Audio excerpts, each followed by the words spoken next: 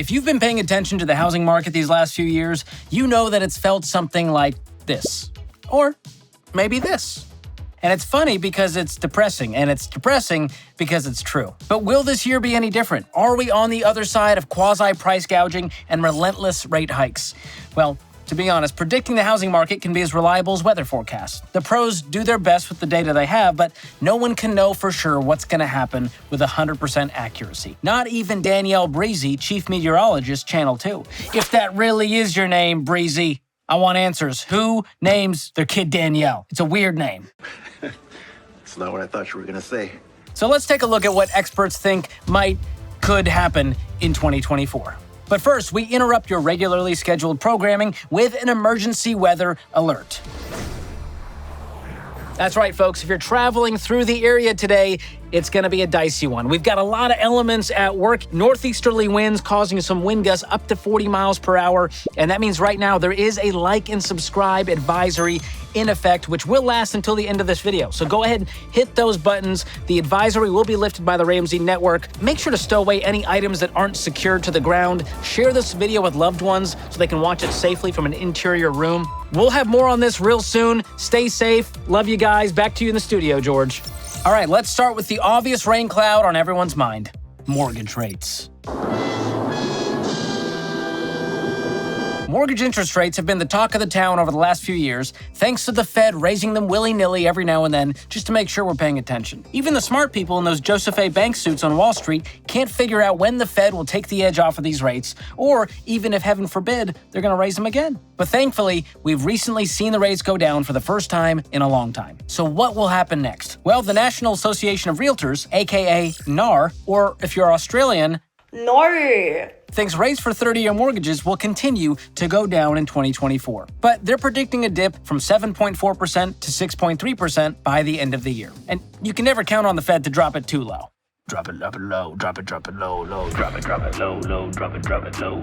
I'm sorry, or you're welcome. Now, that could mean a drop of a couple $100 on your monthly mortgage payment. Not a precipitous drop per se, but we're going to take the win where we can get it. For example, let's say you're buying a $300,000 home with a 20% down payment on a 15-year mortgage. Love that. That little rate drop would take your monthly payment from $2,225 to $2,064. That's a difference of $150. And while that could be great for some home buying hopefuls, a lot of people will still struggle to afford a mortgage. And while the folks at NAR think that could slow buyer demand, it's likely that the number of people wanting to buy a home still outweigh the number of homes available. This is simple supply and demand. And low supply, high demand means home prices will unfortunately mostly stay the same in 2024, aka pretty freaking high.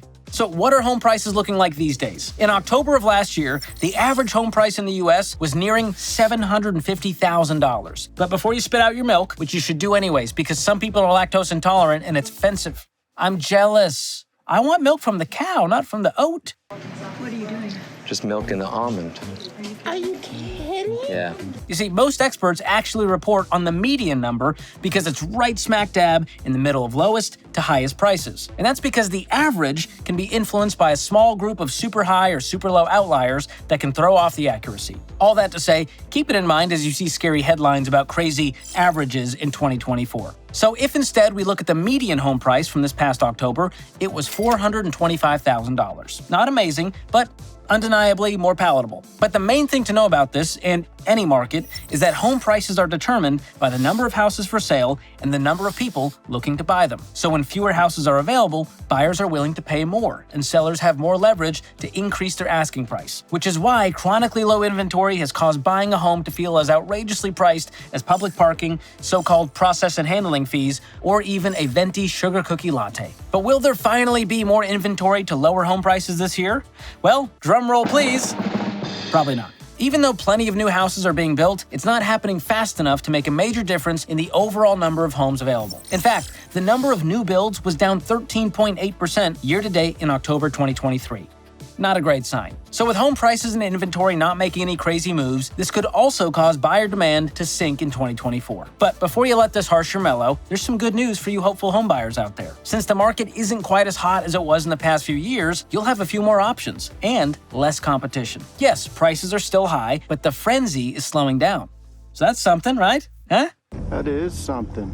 Now, all you home sellers out there, you've still got the upper hand here. So if you're planning to sell your house, you can expect it to go fairly quickly for close to your asking price, as long as your asking price is realistic. And yes, I know it's easy to overvalue the custom wet bar you built into the master bath, and I know those memories of mixing up a spritz and taking a soak in the jacuzzi are priceless, but listen to your real estate agent here. They will help you price it fairly and make sure your house actually gets sold. Oh, and caveat, just because Zillow said you could get $800,000 for your third floor condo with a parking lot view doesn't mean it's actually worth that. Ask your agent to pull comps for the area to get a realistic number. All right, we've covered a lot of ground here, a lot of nerd talk, so let's recap the key points. Even if interest rates continue to decrease in 2024, it won't be by much. Housing inventory will still likely be low in 2024. The home buying frenzy is cooling off, and it's still leaning in the direction of a seller's market. So, with all of that in mind, here's how I look at all of this. When it comes to interest rates, date the rate, marry the house. I don't think the market or interest rates should determine your decision to buy a house. If you're prepared financially to buy a home, then it's a good time to buy a home, even if rates are high, no matter what the market's doing. You can always refinance later if and when the rates go down. On the flip side, if you're not financially prepared, it's never a good time to buy a house, even if rates are down. And it may seem overly simple, but this basic principle will help you avoid getting tossed back and forth every time the Fed decides to mix things up.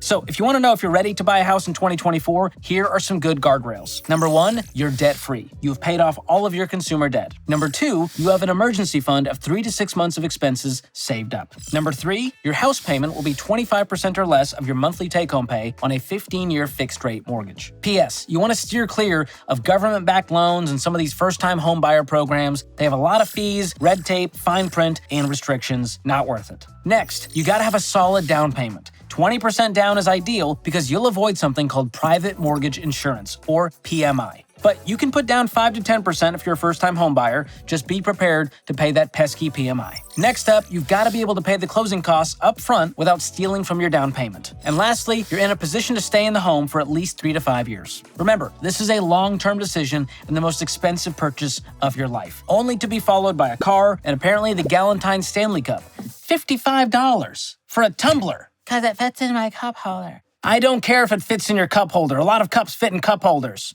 Now, this is where the tough love comes in. If you don't meet those qualifications, you're outside of those guardrails, you're not in a good financial position to buy. You gotta have some patience here. It doesn't matter if the market is in your favor, because buying a home in that case would end up being a burden instead of a blessing. So pray for patience, get that financial foundation under you, take a soak in the jacuzzi if you need to, and work towards getting yourself in a better financial spot so you can buy a house the right way with peace. Bottom line here, you control your financial future, including your real estate decisions. No matter what's going on in the market and what the Fed is doing and what could happen and what the headlines say. So here's the deal. Let me know in the comments what questions or concerns you have about the real estate market this year. I'll try to answer as many as I can. As always, share this video with someone special in your life. Maybe it's your real estate agent, your jacuzzi buddy, or maybe they're one and the same. No judgment. We all need a friend and a jacuzzi bud. And if you're thinking seriously about buying a home this year, make sure to check out my video on how much house you can actually afford based on your income. It's a real eye-opener and could help you avoid some major mistakes. Thanks for watching. We'll see you next time.